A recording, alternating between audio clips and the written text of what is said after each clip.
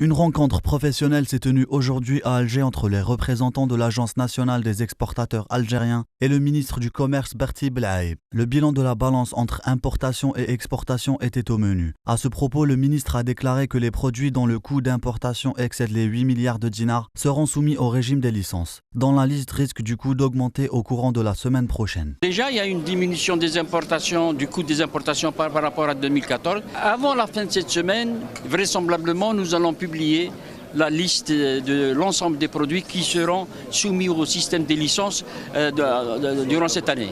Les responsables ont discuté de l'importance de promouvoir plus que jamais les exportations et le ministre assure de son côté d'apporter des solutions à toute inhibition à ce procédé économique d'importance majeure. Nous avons mis en place une commission dont le rôle est de collecter auprès des exportateurs les problèmes qu'ils rencontrent lors de l'exercice de leurs activités, afin que nous puissions y remédier. Le président de l'agence parle lui de la nécessité de mettre en place un système bancaire dédié aux exportations.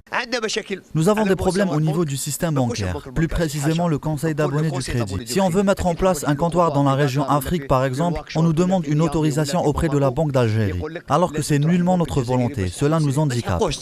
Limiter les importations, favoriser la production nationale et promouvoir les exportations. Voici le plan d'attaque du gouvernement pour pallier à la crise économique qui s'abat sur notre pays. Un plan théorique qui paraît simple, mais qui doit se frotter au pragmatisme de la réalité, d'un PIB constitué depuis l'indépendance à 98% de production d'hydrocarbures.